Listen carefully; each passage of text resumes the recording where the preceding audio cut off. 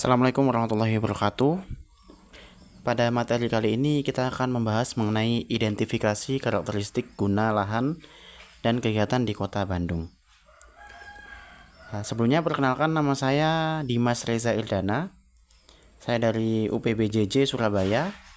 Di sini saya akan mempresentasikan tugas, yaitu teknik presentasi dan komunikasi mengenai identifikasi karakteristik guna lahan dan kegiatan di Kota Bandung. Oke, langsung saja kita ke pembahasan. Jadi pembahasan kali ini kita akan membahas mengenai latar belakang, tujuan dan sasaran, keluaran yang diharapkan, lingkup kegiatan, dan juga terakhir pendekatan pelaksanaan. Kita masuk ke latar belakang. Latar belakang pada materi hari ini yaitu perkembangan kota terjadi karena adanya pertumbuhan penduduk dan meningkatnya aktivitas masyarakat. Menurut Doxiadis 1968, perkembangan kota dapat berupa pertumbuhan dan transformasi. Transformasi merupakan perubahan fungsi lahan yang terjadi secara bertahap. Jadi, tahapan transformasi itu ada meliputi beberapa tahapan, yaitu pertama penetrasi, kedua invasi, ketiga dominasi, dan keempat suksesi. Kita masuk ke konsep transformasi kota dan kita akan membahasnya satu persatu. Yang pertama yaitu penetrasi. Jadi yang dimaksud dengan penetrasi itu adalah masuknya fungsi atau kegiatan baru ke dalam suatu kawasan yang sebelumnya memiliki fungsi yang seragam. Yang kedua, invasi. Invasi ini terjadi ketika fungsi baru berkembang lebih banyak dan mulai mempengaruhi fungsi lama, tetapi belum menjadi fungsi utama kawasan. Yang ketiga, dominasi. Dominasi ini terjadi ketika fungsi baru menjadi lebih dominan dibandingkan fungsi lama, sehingga karakter kawasan mulai berubah. Yang terakhir yaitu suksesi. Suksesi merupakan tahapan ketika fungsi lama telah tergantikan hampir sepenuhnya oleh fungsi baru. Next yaitu dampak dan masalah. Kita bahas dampak dulu. Jadi dampak dari kegiatan ini yang pertama meningkatkan aktivitas ekonomi dan investasi.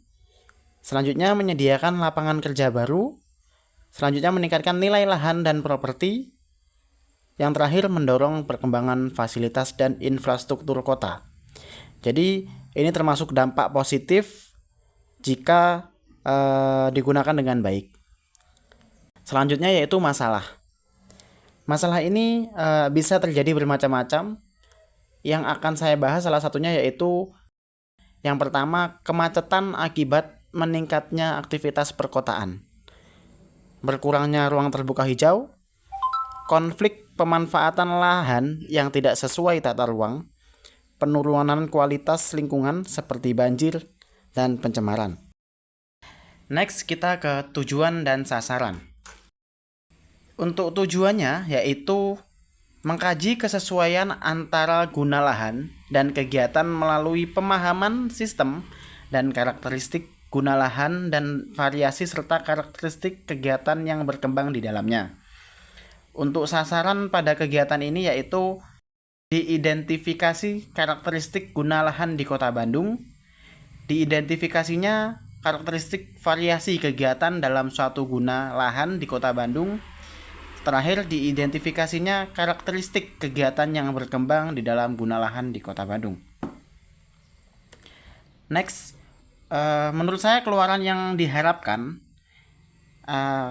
atas adanya materi ini yaitu tersusunnya laporan hasil survei, teridentifikasinya karakteristik guna lahan Kota Bandung, diketahuinya variasi kegiatan pada setiap kawasan, menjadi dasar dalam perencanaan tata ruang kota, mendukung pengambilan keputusan pembangunan yang berkelanjutan.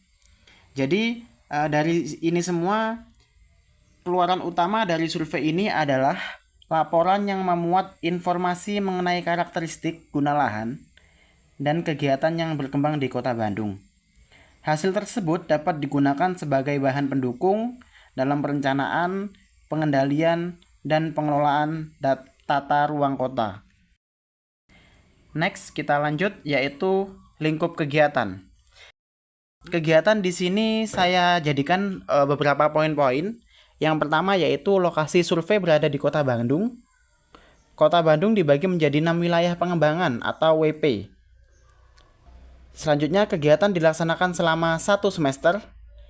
Fokus pada identifikasi guna lahan dan kegiatan. Yang terakhir yaitu data digunakan untuk mendukung analisis tata ruang. Jadi di sini lingkup kegiatan survei mencakup seluruh wilayah Kota Bandung yang terbagi ke dalam 6 wilayah pengembangan atau WP.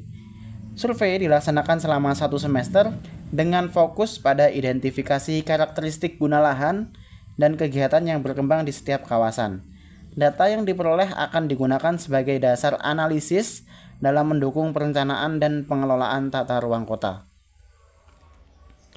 Yang selanjutnya yaitu pendekatan pelaksanaan. Pendekatan pelaksanaan ini juga terbagi menjadi beberapa poin. Yang pertama yaitu memahami dan merumuskan masalah penelitian. Kedua, menentukan kebutuhan data. Ketiga, menetapkan populasi dan sampel. Keempat, menyusun instrumen survei. Kelima, melakukan pengumpulan dan pengolahan data. Keenam, yaitu menginterpretasikan hasil survei. Jadi, dari pelaksanaan survei, diawali dengan memahami permasalahan yang akan diteliti. Kemudian menentukan kebutuhan data, populasi, dan sampel. Setelah itu, disusun instrumen survei untuk mendukung pengumpulan data di lapangan. Data yang diperoleh kemudian diolah dan dianalisis sehingga dapat menghasilkan informasi yang sesuai dengan tujuan penelitian. Next, pengorganisasian kegiatan. Di sini saya membagi juga beberapa poin. Yang pertama yaitu membentuk tim. Yang kedua menyusun proposal kegiatan. Ketiga menentukan kebutuhan data. Keempat melakukan pencarian data. Kelima menyusun anggaran biaya. Dan terakhir yaitu mengurus perizinan terkait. Oke, next. Yang terakhir yaitu kesimpulan. Di sini saya bisa menarik kesimpulan berdasarkan survei yang saya lakukan. Dapat disimpulkan bahwa guna lahan dan kegiatan yang berkembang di Kota Bandung memiliki hubungan yang erat dalam membentuk karakteristik suatu kawasan. Perkembangan kota yang pesat menyebabkan terjadinya perubahan fungsi lahan yang perlu dikendalikan agar tetap sesuai dengan rencana tata ruang. Melalui identifikasi karakteristik guna lahan dan kegiatan, dapat diketahui pola pemanfaatan ruang serta tingkat kesesuaiannya dengan fungsi yang telah ditetapkan. Hasil survei ini diharapkan dapat menjadi dasar dalam mendukung perencanaan, pengelolaan, dan pengendalian tata ruang Kota Bandung secara lebih efektif dan berkelanjutan. Baik, sekian materi yang dapat saya sampaikan. Apabila ada kurang lebihnya mohon dimaafkan. Saya mengucapkan terima kasih. Wassalamualaikum warahmatullahi wabarakatuh.